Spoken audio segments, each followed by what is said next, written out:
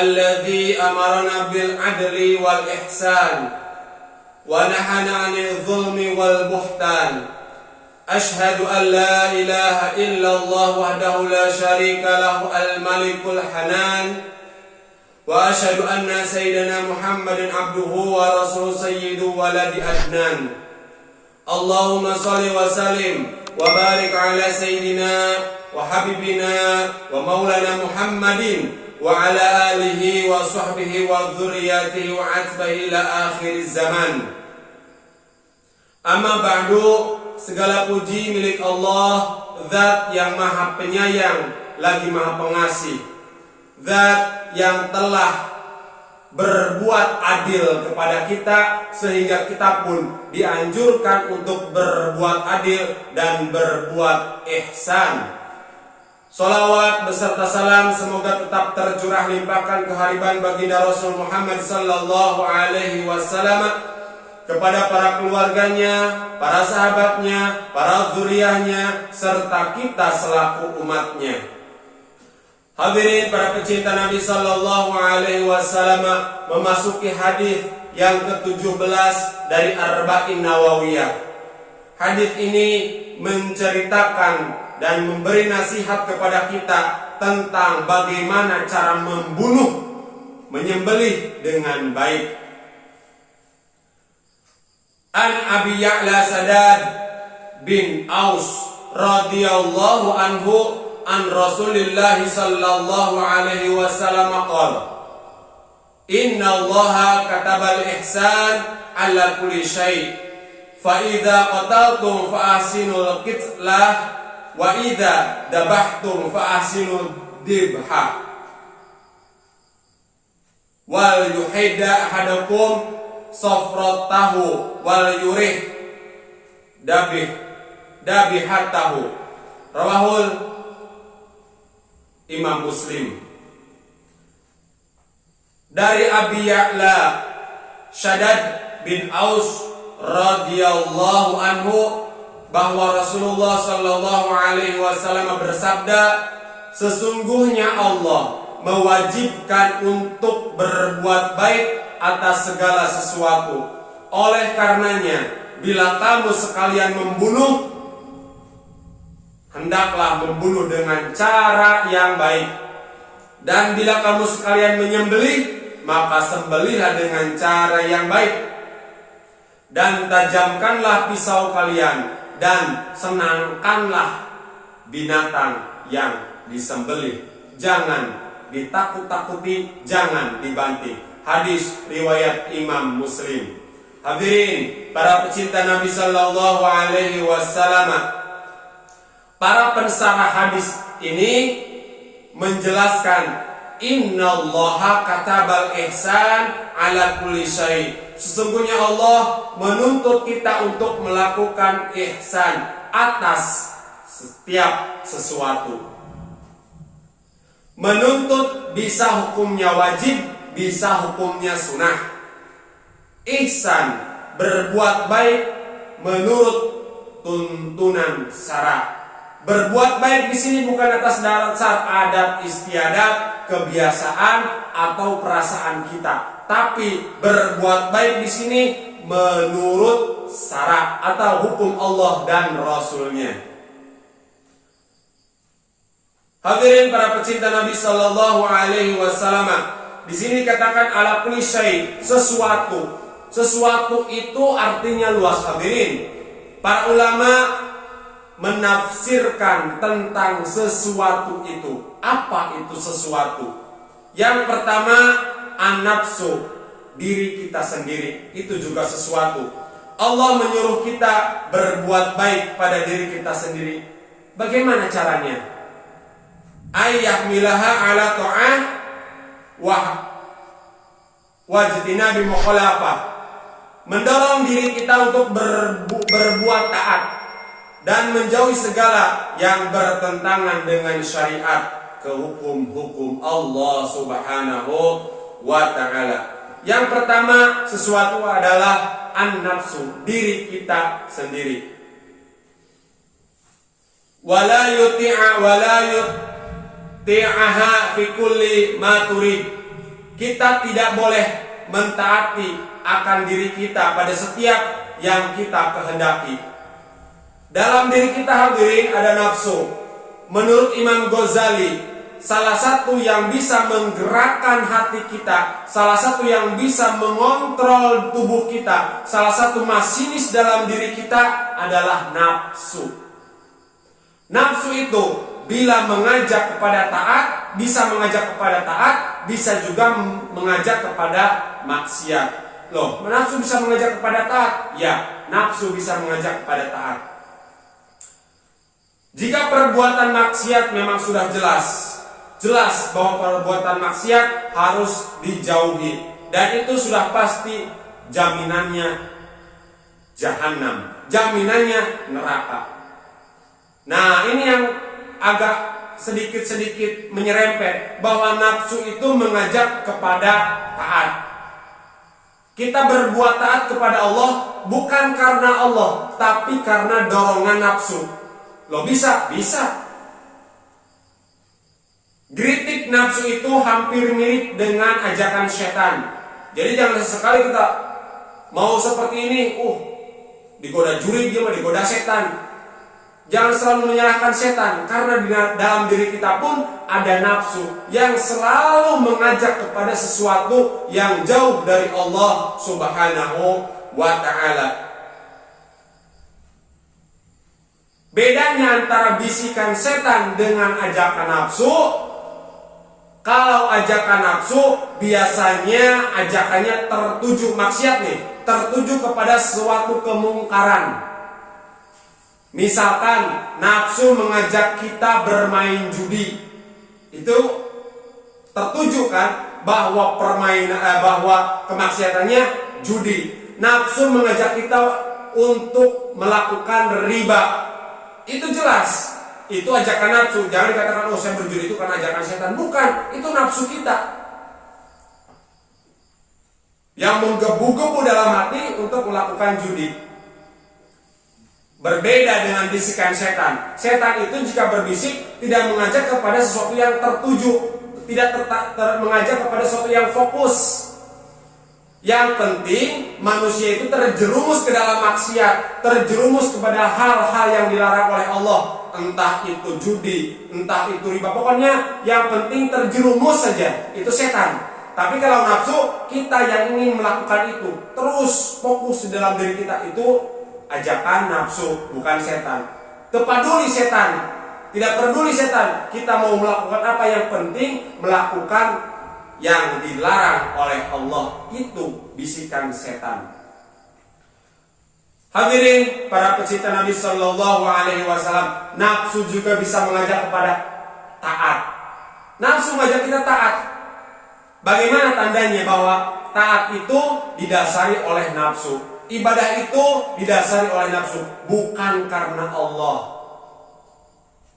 Tandanya apabila kita melakukan ibadah yang kurang afdol, padahal kita mampu melakukan ibadah yang afdol. Dengar kan nih.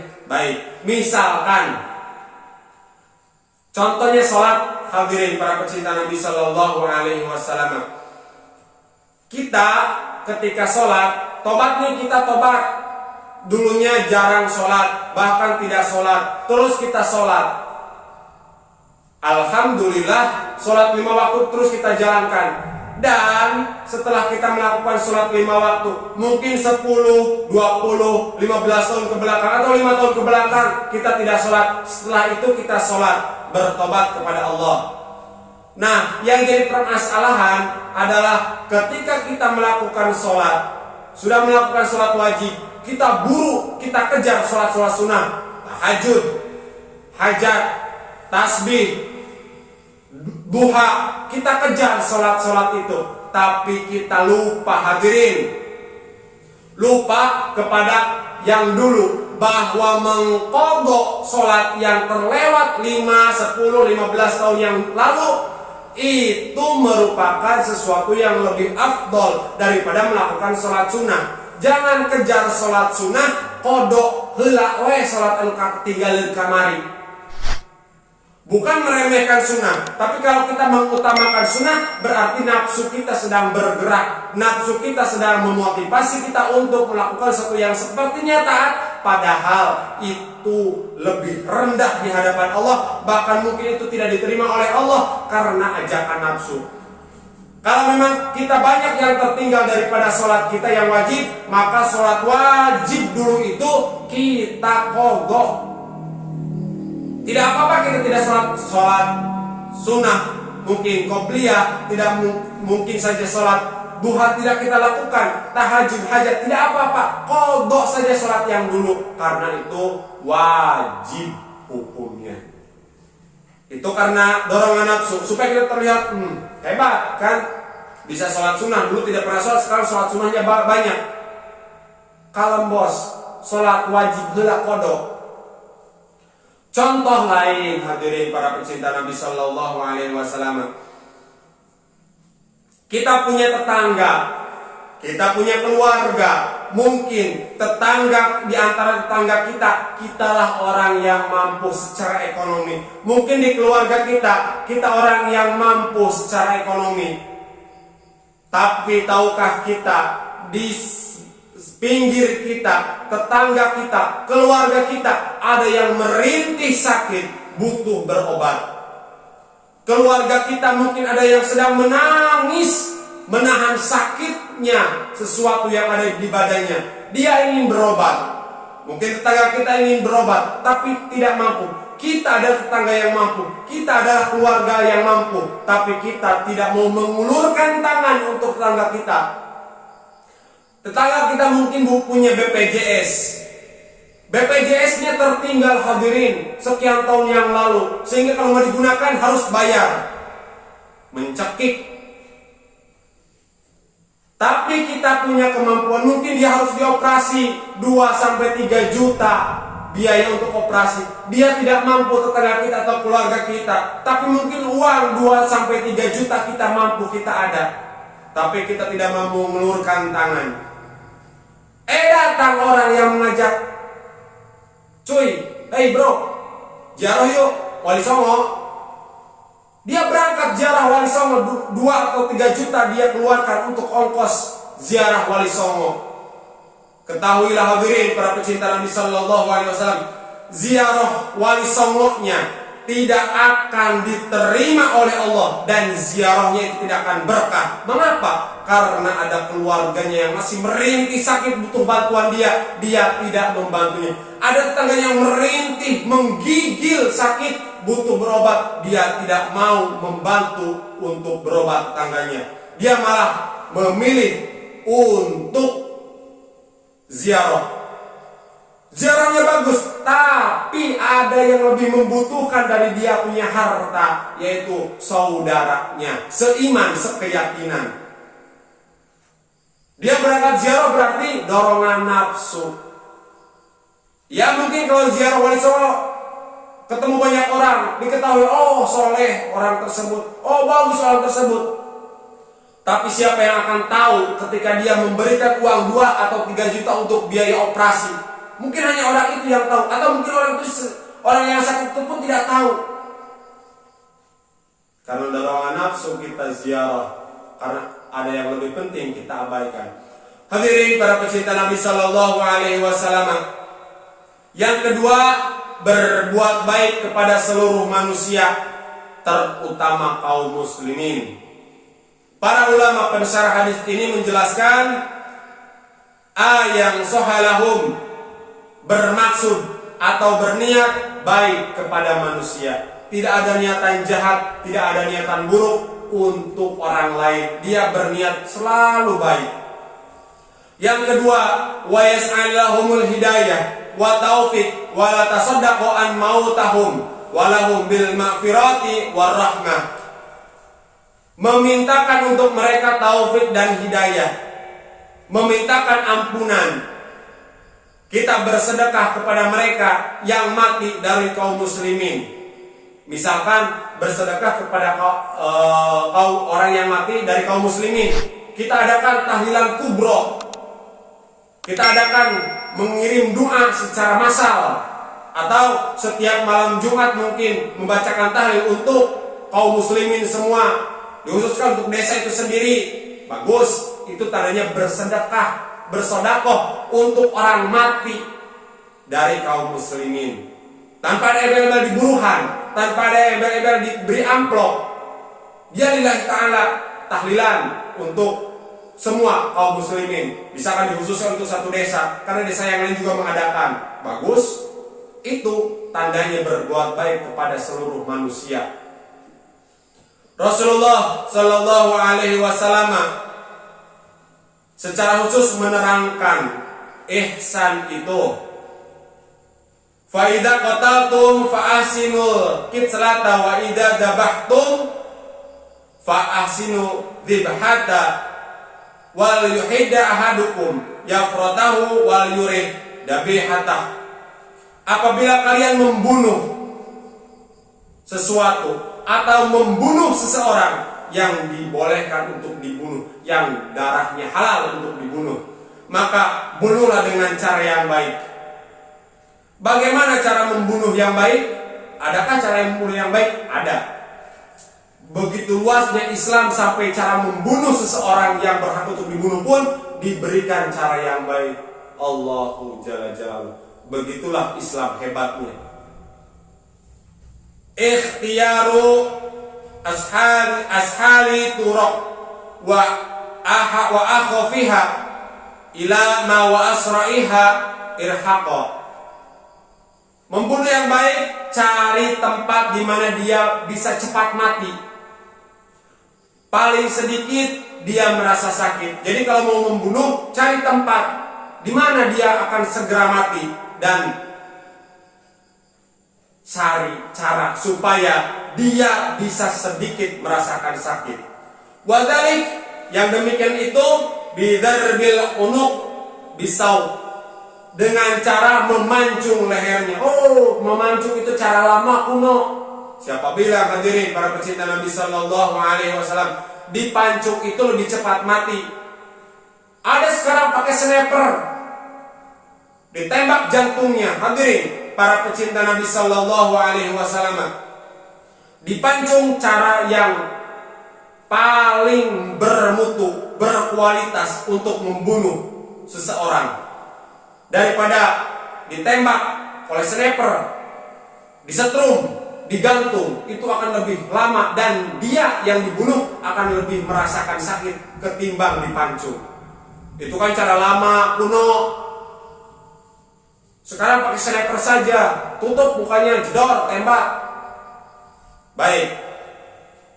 Para ahli ini meneliti orang yang dipancung merasakan sakit kurang lebih 3 detik. Orang yang dipancung, tapi orang yang ditembak mati kurang lebih 10 detik. Lama mana? 3 dengan 10. Oh, saya tidak percaya. Boleh coba. Hadirin yang dicoba. Pancung dulu, baru ditembak. Jadi Islam mengatur, meskipun dulu dilakukan, tapi sekarang masih efektif dan efisien. Memancung bukan dari depan, hadirin, dari belakang, dari pundak. Itu memancung. Kalau dari depan menggolok namanya. Jadi memancung, telungkupkan, papas beheng aku pedang langsung. Karena dia akan lebih sedikit merasakan sakit 3 detik. Itu menurut para ahli yang meneliti, bukan menurut Al-Fakir. Al-Fakir hanya membacakan saja, Al-Fakir hanya menyampaikan saja menurut para ahli. Dan Al-Fakir dalam kajian ini tidak pernah menyebutkan berdasarkan diri saya, berdasarkan para ulama, berdasarkan para sahabat, menurut baginda Rasul. Hadirin para pecinta Nabi Sallallahu Alaihi Wasallam. Dan apabila kamu menyembelih, sembelihlah dengan baik, dan tajamkan pisau kalian, dan senangkanlah binatang yang disembelih itu. Hadirin para pecinta Nabi Sallallahu Alaihi Wasallam, dulu baginda Rasul pernah melihat seseorang yang akan menyembelih kambing. Dia mengasah golok di depan kambing. Golok diasah, pisau diasah di depan kambing. Lalu Nabi berkata, engkau penyembelih berarti 2 kali membunuh kambing itu. Mengapa? 2 kali. Karena dia sudah ketakutan, terus dibunuh 2 kali menyakiti kambing itu. Yang berikutnya, yang pertama jangan mengasah pisau atau golok di depan kambing. Berikutnya, jangan menyembelih di depan yang lainnya, terlebih anak induk.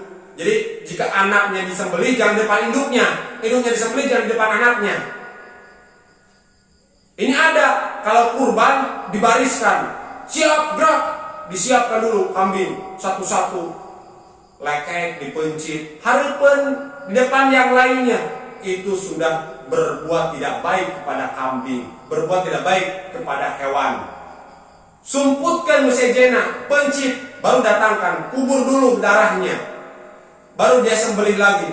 Kalau bisa jangan sampai tercium darah, bau darah temannya oleh si kambing itu. Apalagi menyembelih induknya di depan anaknya, atau anaknya disembelih di depan induknya, tidak boleh. Dikisahkan hadirin bahwa Nabi Yakub itu dipisahkan, jelas kita baca surat Yusuf. Nabi Yakub dipisahkan dengan Nabi Yusuf alaihi salam. Sakit luar biasa Nabi Yakub, sampai buta matanya. Dikisahkan bahwa Nabi Yakub sampai buta, menangis kehilangan Yusuf alaihi salam, putra yang dia paling cintai. Sampai puluhan tahun bahkan Nabi Yakub berpisah dengan Nabi Yusuf alaihi salam. Apa salah satu penyebabnya? Para ulama. Nah, di sini Al-Faqih tidak menyebutkan karena Al-Faqih, para ulama mengatakan bahwa salah satu penyebab bahwa Nabi Yakub oleh Allah dipisahkan dengan Nabi Yusuf adalah pernah suatu ketika Nabi Yakub menyembelih unta di depan anaknya, induknya disembelih di depan anaknya. Maka balasan Allah, dipisahkan Nabi Yakub dengan Nabi Yusuf. Itu derajatnya Nabi, hadirin para pecinta Nabi Sallallahu Alaihi Wasallam. Berarti kalau tidak berbuat baik, ingat Allah punya perhitungan yang maha bijaksana. Allah punya perhitungan yang maha teliti. Allah Subhanahu wa taala berfirman, "Wa ahsinu, innallaha yuhibbul muhsinin." Allah berfirman, lakukanlah berbuat baik, berbuatlah ihsan, terutama pada diri kita sendiri. Allah mencintai orang berbuat baik. Hadirin para pecinta Nabi Sallallahu Alaihi Wasallam, dalam hal ibadah kita utamakan diri kita, tapi dalam urusan dunia kita utamakan orang lain. Enak itu mah. Ini aturan Allah dan Rasulnya. Contohnya gimana mengutamakan diri sendiri dalam ibadah baik. Kita punya harta, contohlah zakat fitrah. Di keluarga kita yang wajib zakat 5 orang, kita punya beras atau uang hanya untuk 1 orang. Siapakah yang wajib untuk dizakati?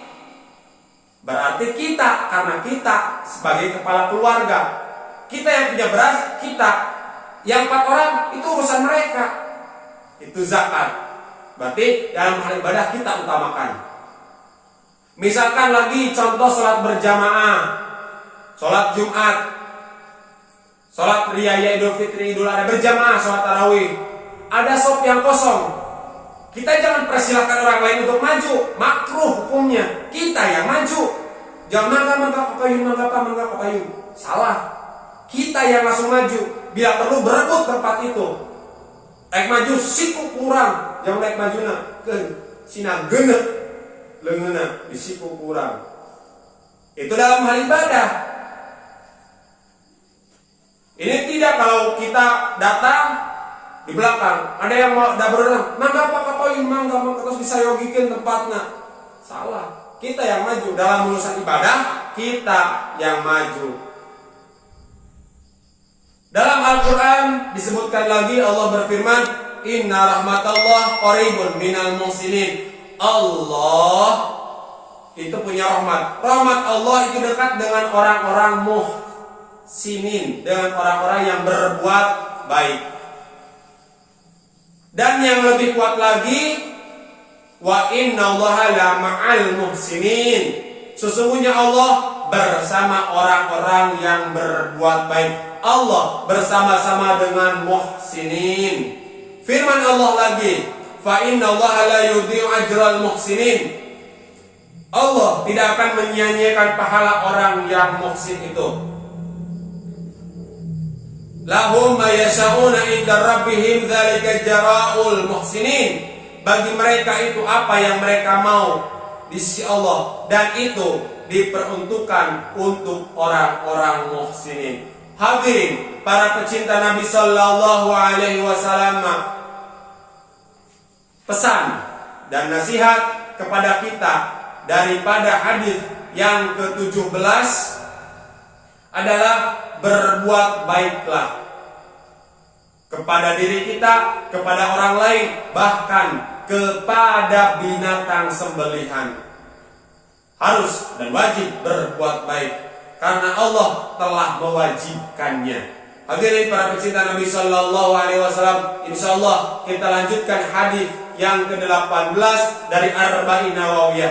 Terima kasih atas segala perhatian. Mohon maaf atas segala kekurangan al-fakir. Wallahu muwaffiq ila aqwamit thariq. Wassalamualaikum warahmatullahi wabarakatuh.